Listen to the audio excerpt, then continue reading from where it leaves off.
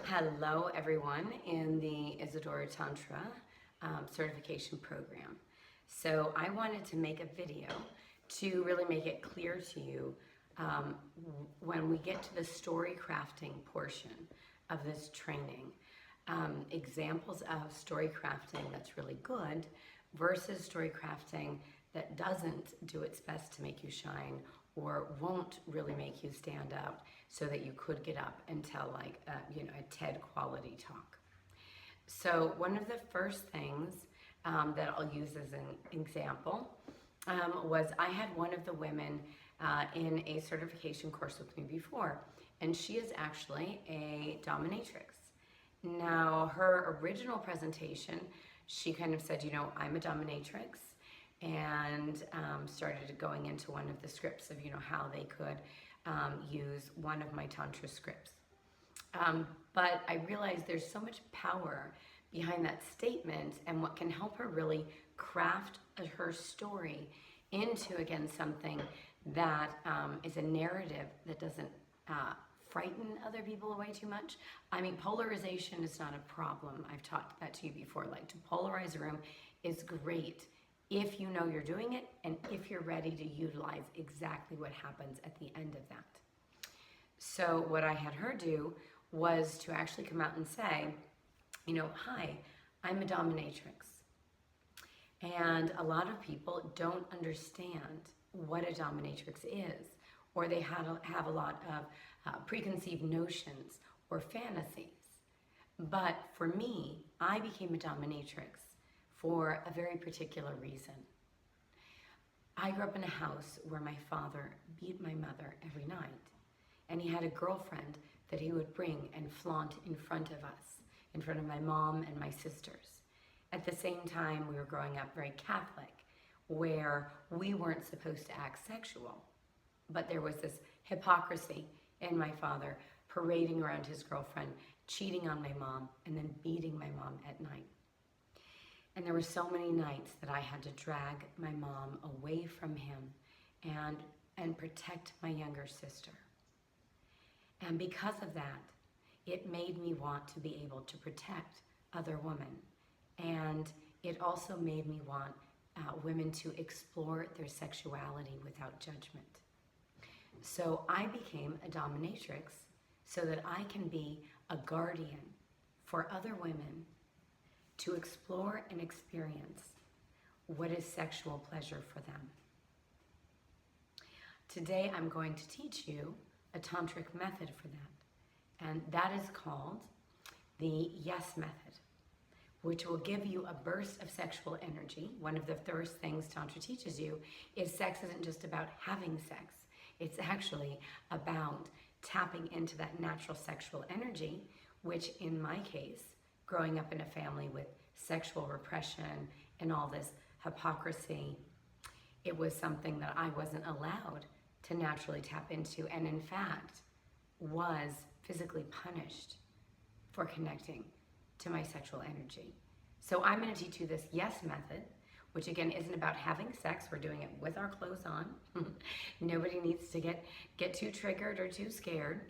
And it's just going to leave you feeling like you just had an orgasm. It's going to leave you feeling like your cheeks are flushed and like you just got an immediate hit of bliss. And the really great thing about this yes method, Tantra method, created by my teacher, Isadora, is that it is going to take something that sometimes people spend years in therapy or so long in their life struggling to find, and give you instant ability to transform and feel these results of bliss and that serotonin and dopamine and adrenaline and oxytocin that is in an orgasm, that is in sex, that is in doing heroin even, or in a small dose, just having an espresso. But I'm going to teach you how to do this so it's healthy for you to do every day. So are you ready to maybe test a little bit of your boundaries or get out of your comfort zone? And remember, I'm here because I am a guardian to create safe spaces for women to experience their sexual pleasure, fantasies, and to really tap into all of that without the shame, guilt, and suppression that I felt and that I had to protect my mom and my sister from. And then she would go on to teach exactly how to do the yes method. But that's a good example of taking someone from what I see a lot of people do, which is they will have a very powerful story, but they kind of either bury it, or she'll say, I'm a dominatrix. But you can see it's the room is polarized, so if you don't speak to the elephant in the room, and then even again, rewrite the narrative that she didn't become a dominatrix because she didn't fit in, she didn't become a dominatrix because she was a freak, she became a dominatrix because she's a guardian of other women finding pleasure, and that she holds the space for them to do that. And you can see that, I mean, boom, that's such a massive difference. I'm going to give you another example of someone who got up to teach her script, and she was, the script was fine. There just wasn't a lot of power or personality in that. And she said, I'm going to teach you the Tantra heart meditation, and it's going to help you open your heart. And she was going on with some of the benefits, and she said, I've been a nurse for 20 years. But she didn't say anything more about it. And if I don't even remember, maybe she didn't even say it as part of her presentation. So when I really asked her later on, I put these pieces together, and I was like, wow, how powerful is it for her to own that? So now I said, take that same script, like God just gave you the most amazing way to tell your story, which will reframe how you think about yourself, as well as reframe how other people see you. And I said, I want you to get up there and open with that and say, hi, I've been a nurse for over 20 years, and I assist in open heart surgeries. And every single day, I watch people come in, and some of them live, and some of them die. And I watch their families stand outside, crying in fear.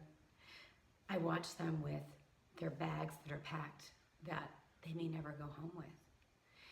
And because I'm the nurse assisting this, they hold my hand when they go through this open heart surgery. And they tell me, they look up with their eyes at that moment when they're so humbled and so frightened to live or die.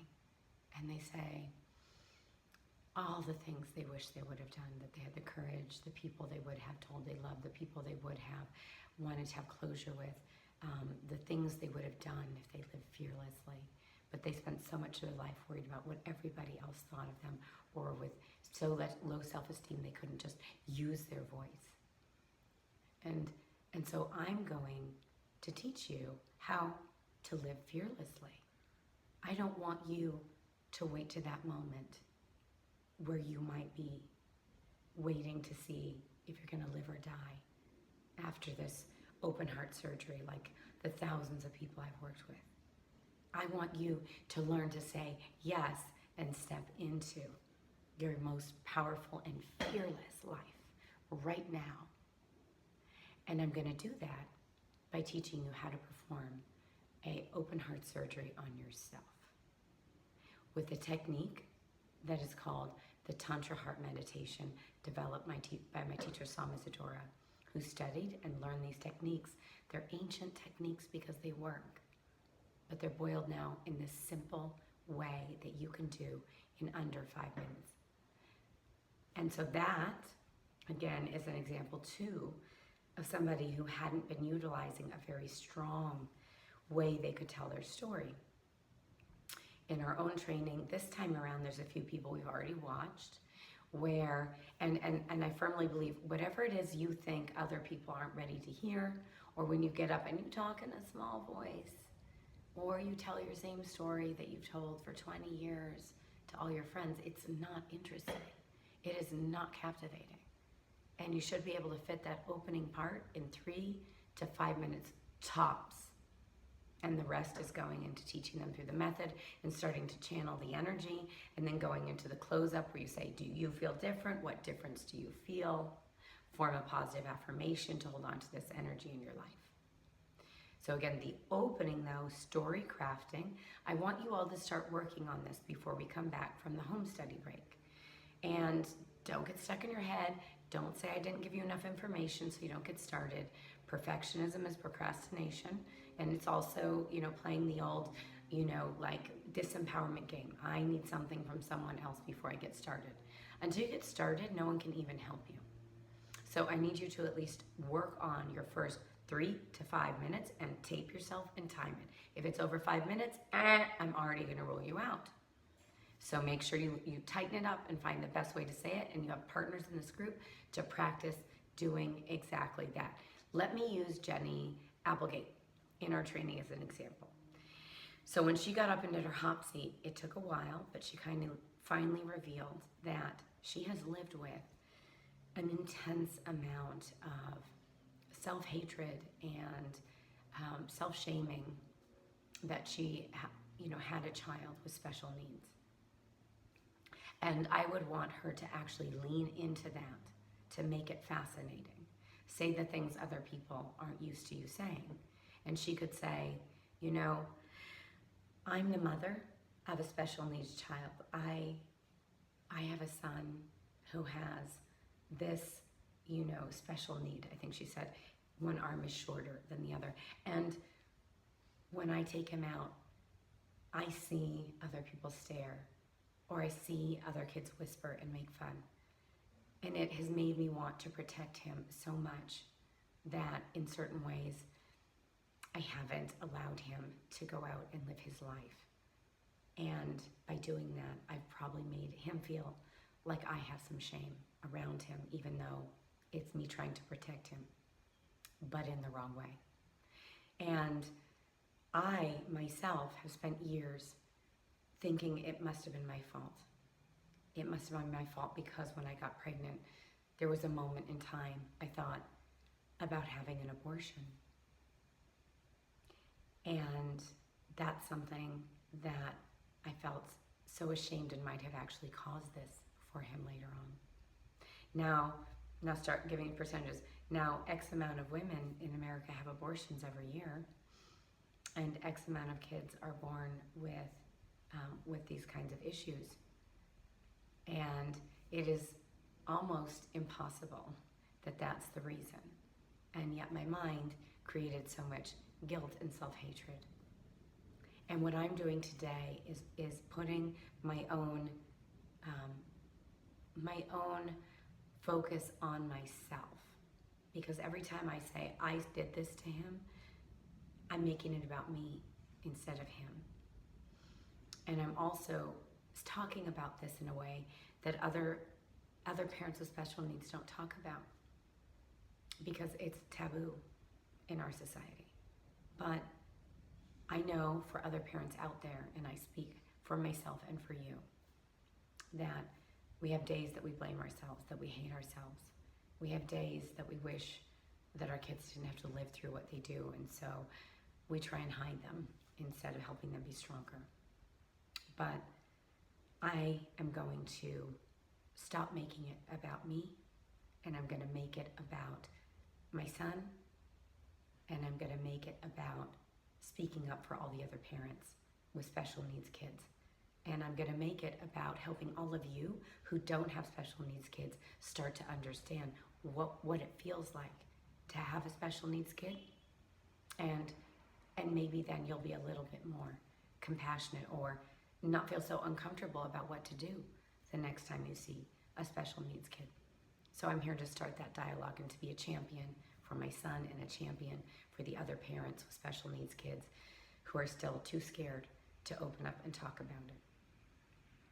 So I want you to know I'm not just going to lay down, a heavy story. I want you to know what I use every day, so that when I feel tired or overwhelmed, when I go into one of my bad pockets, I have a special technique I use, and I want to share that with you. Whether you have a special needs kid or not, whether you want to do it by yourself or with your friends or with your kids, whether they're special needs or not. This is a technique called the YES method, and it's going to bring you that shot of serotonin and dopamine and adrenaline, and you're going to feel like you can face anything. Because to be honest, in the world we live in, it isn't a perfect world. And I can't change that some kids are still going to make fun of my son. But what I can do by starting to create a community online and speak my forbidden truth is create a place where other parents can come collect around me. And I'm going to help my son to start to make his own videos, and we're going to build a community together. So even if people around him, when we walk into a mall or at school, may make fun of him, that's just a little group of people around him. Thank God for the internet. We're going to start to create these kinds of YouTube videos that people can watch. And I know for a fact that's going to mean he's going to magnetize love and a real tribe from all around the world that does understand and want to be compassionate. And that will drown out all these other people and the way that they look at him. And it'll also help me move from a place thinking about myself and my own shame into a place of championing for my son and for a different kind of a world and for other parents to have the freedom as well. And then she'll teach the yes method, maybe 30 seconds, 1 minute, and then say, wow, do you feel better? I feel better. I feel like I'm glowing, and I feel like no matter what comes at me, no matter what asshole is gonna say something about my son, I'm gonna feel fine. And I know every time I feel depleted, I'm just gonna go right back to that yes method. It works. It was created by my teacher, Isadora. She studied it in India, and it's over 5,000 years old because it works. But this ancient method is now an instant transformation. 30 seconds a day, 1 minute a day. It'll start to change your life. And I'm gonna do it, and my son's gonna do it and be a leader for other people, whether they have special needs or not, to be able to tap into the power, because if he can do it, anybody can. And if I can sit up here and speak my truth, anybody can. But my gift to you is to not spend your whole life making yourself small, and to take the story that you thought could have crushed you or made you full of shame and actually leverage that story into something of incredible power. Every superhero has a story of something that happened to them that made them finally step up and live a life of greatness. So everyone watching this, that was just me giving you some of the key points on how to storycraft. And I used 3 examples there. And so you should be able to, if you want to, if you so choose to accept this mission and not have a flip out. I know some of you start having flip outs about public speaking. I invite you to think about that as being probably one of the main reasons you were attracted to work with me, okay? So if you were attracted to work with me, that place in you that wants to change was attracted to have to give this story and break through your voice and find your champion. Now, all your resistance is going to come up, and it's going to say it's not the right program, it's not useful to you, there's a special reason you're not ready, you're different than everyone else in the room, you're better than everyone else in the room, you're more fucked up than everyone else in the room, you need more help than everybody else in the room, and I'm just challenging you. All of that is what we call terminal specialness. Get past that. Stop thinking about you and don't make it about you, and say, even if I feel like shit today and I can't write my story crafting champion story, I'm going to show up and do it for someone else. And I'm also maybe gonna grab a buddy in this program and show up for them today instead of hiding out for myself. Because hiding out for yourself, the victim likes to think that it's the good guy, but really it's a very selfish choice in the end. And finding a way to be a champion really is the way to hack your own code to freedom and at the same time help other people. So that's your instructions on story crafting, 3 examples of how you can use that, and use those examples, think about it, and hack it backwards. How do you use any one of those stories to find parallels to your own story so that when you come back and start presenting your 3 to 5 minute stories as the opening for one of the scripts, I want you to at least have spent that time. I'll know if you did or if you didn't, because it's very clear to me when somebody put in effort or not, okay? So that's on you. Be self-empowered. And I will see you when we're back into the 3rd phase of the training, which is getting into the story crafting and how you have created the narrative of your life that you're living, that you may be subconscious of, and how we're going to utilize this tool to be conscious and change the narrative from a victim to a champion. Not just for yourself, but a champion for every other person who's ever felt like you. Okay?